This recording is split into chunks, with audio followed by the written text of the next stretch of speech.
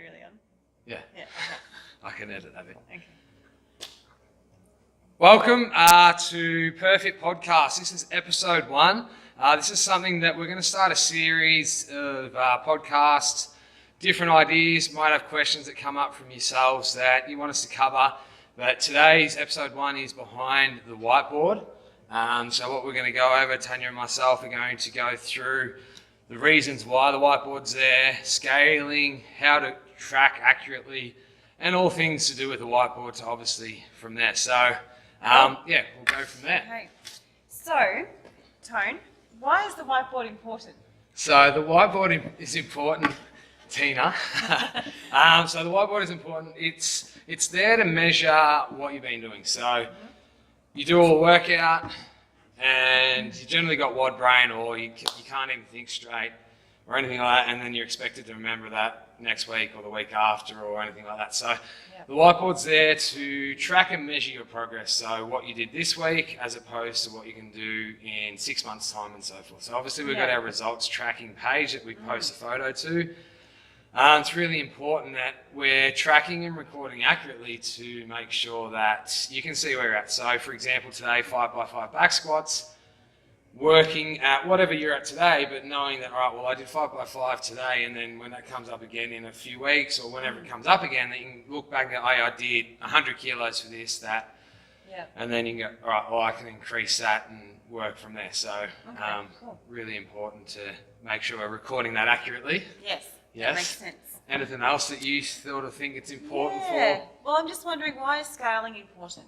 So scaling is, I reckon that's probably the number one thing that we all need to do more of. I always sort of, when we take people through our elements course, I say, let's start slow to go faster, rather than trying to go fast to go slower at the end because we get injuries or we're not doing things safely with improper techniques. So scaling things back that you know that are going to come up, that are going to be trumped up. So let's use today's workout being push-ups, push press, toaster bar.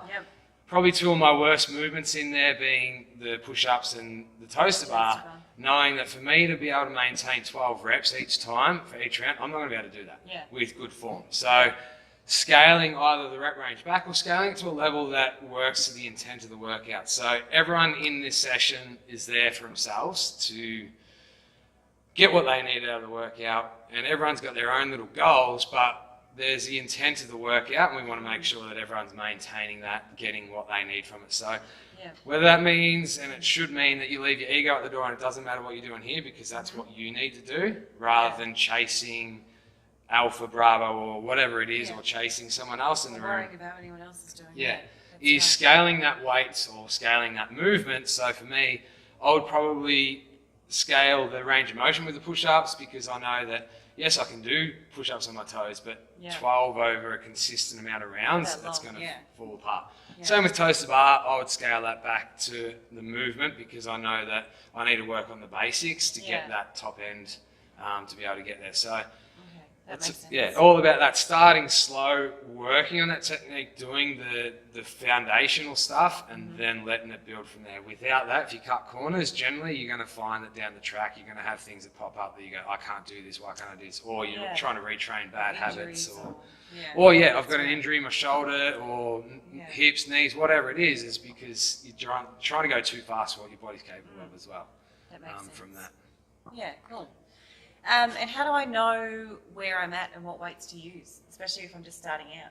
Yep. So as in all sessions, there's the Alpha, Bravo, and Charlie with the scaling, but they're just your guides, your templates. So they're not necessarily what you have to do. Doesn't just because Bravo or even Charlie says that you have to do 40 kilos and that's out of your range, or that's close to your 1 rep max.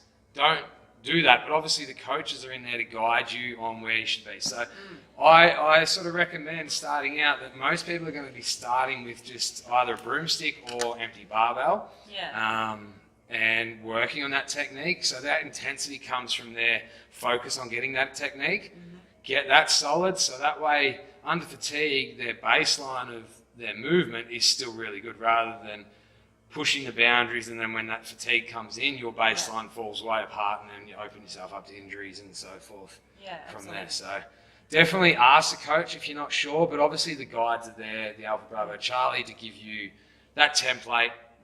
Not absolutely specific that you have to do it because that's what it says. And that's sort of thing that we've found over time is people get caught out and go, well, Bravo says I have to do this, but you physically can't do that for reps. So don't put yourself into that position where you're trying to chase something.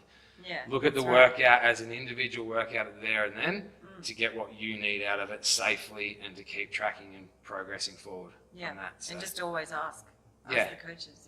Yeah, that's what we're here for. We've got coaches on our back because we want to make sure that everyone can keep coming back day in, day out, injury-free, and work around from there.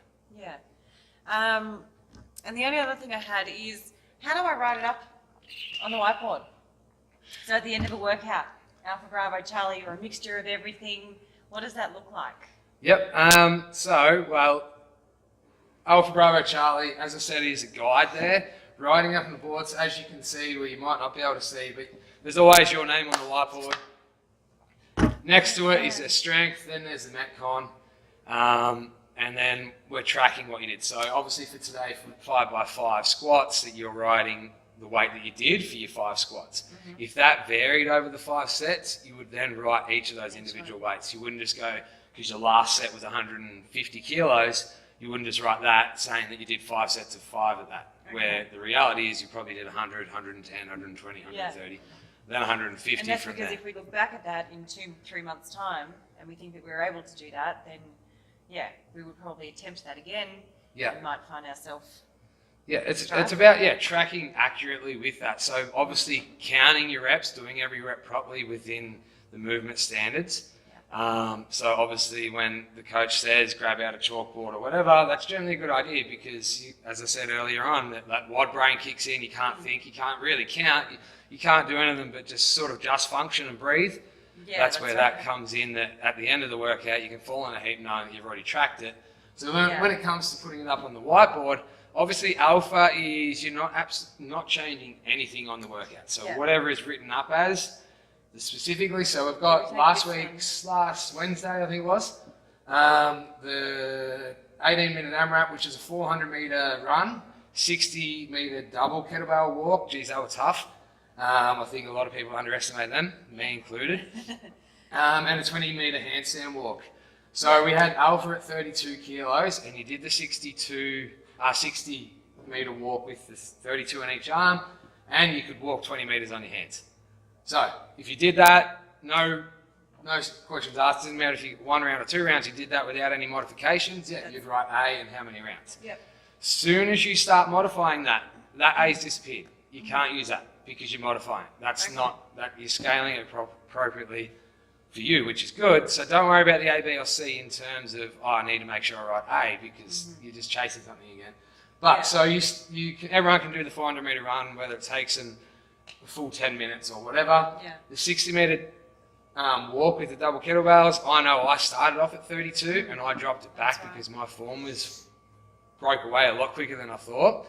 So I dropped it right back to the 24s, back to Charlie weight, and could maintain good technique through the rest of that. And handstand walk, me and gymnastics, not so good. So I was doing the shoulder taps. So from there, that's a mixture of well, not really a mixture, it's pretty much just Charlie. But then we had some people that did the 28 kilos with the walk, did the not do the handstand walk, and then wrote B with their score, where they've actually scaled it back because they're not doing a handstand walk. So for Bravo, it was a 5 to 10 meter handstand walk under control, where they were doing shoulder taps of the whole, which is fine, absolutely fine, doesn't matter. But just knowing that, so you can track it for your progress, that all right, I didn't do B because I've done some of C, so you'd write C in it. Or you wouldn't even worry about the letters at all. Just write what you did. We don't need to get caught up in the A, B, C. Just working to, in our capabilities and what we can do well, and then write that up on the board. If it happens to be A, B, and C, then so it's getting, like, even removing that A, B, or C and just writing what you do. What? ABC. ABC, that's it. We can go back on footage for that. even writing that A, B, or C next to your thing, just even if you disregard that and just write up exactly what you did scaling wise. So if you use 20 kilos for your kettlebells, right? 20 kilo kettlebell. Yeah. If you handstand walked for 5 meters, right? Hence HSW for 5 minutes, however it was. If you're not sure still, ask the coach, because once again, that's what we're here for, to make sure that you're doing it right, but taking the guessing game out for yourself as well, keeping you safe from that. So when it comes to writing up your score, don't worry about the A, B, or C. Yeah, if you do alpha, like it's just, I think it's a little bit of an ego thing that people want to have those things. They don't want to be seen with a B or a C next to their name. Don't write it at all. No one knows other than that's what you just did. Yeah. But you're tracking appropriately to your progress, like you're scaling, you're doing everything that you need to do to keep going forward without getting injuries or anything like that. Yeah, from there. Right. Yeah. Anything else you'd like to add to that? No, well, I think just ask. If you're unsure of anything, any movement, I mean, the coaches will and should and will demonstrate everything at the start of the session. If you're just starting out, like I had a few guys this morning just starting out with their back squat saying, what can I squat? Just ask, we'll warm up, we'll see where you're at. Everybody will be different. Don't worry about what the guy next to you is doing. He could have been doing CrossFit for 6 years, you have no idea. So just ask and coaches will be able to help you out, find a good weight for you to do. And then once you get into it a little bit more, you'll learn as well what you're capable of and go from there. Yeah. Generally, I say that first, probably definitely 3 months, but even sometimes 6 months is literally finding your feet on the movements, how your body responds to them, because you're now doing them in things or applications that you've never done before. So people have generally done weights, but they've never done weights and ran and done skipping and rowing and all that sort of stuff. So when you combine that is a completely different tax on their energy systems that then they're really, and they're getting caught out. So absolutely. What you can generally do fresh is not going to be what you can do in the middle of a workout and so forth. So no, that's right. Staying humble, being coachable, and scaling appropriately is going to keep you progressing a lot faster. Although it seems slow, but doing that, go slow to go faster, is going to be that's the only way forward. Absolutely. Cool. From that, so that concludes the first podcast. Hopefully we've delighted you with all the information, but you just gained a little bit more knowledge. So the whole reason and purpose for these things is to be able to discuss these things openly and give you, these are our opinions and views, and this is how we want it to be in terms of the perfect way, which we think in methodology works, that you understand the method behind us. We're not just getting you to write on the whiteboard for no reason. We're not getting you to scale back for no reason. Everything has a purpose for your best interest. It's not just because we feel better or something like that we made them scale or whatever. It's about keeping you safe, keeping you moving forward. Because obviously number one is your safety from that, and scaling's the easiest way to keep you safe. Yeah. In terms of podcasts, obviously, if you do have any questions and so forth, drop them in the comments. We'll be able to answer them as much as possible. Hopefully we've covered it and you know how to track your score properly on the board, as well as count your reps and everything like that. But we will do more of these. But if you do have an idea of something that we need to cover or think that would be a good topic to cover, also comment below. But from now until then, you stay classy. Thank you for listening.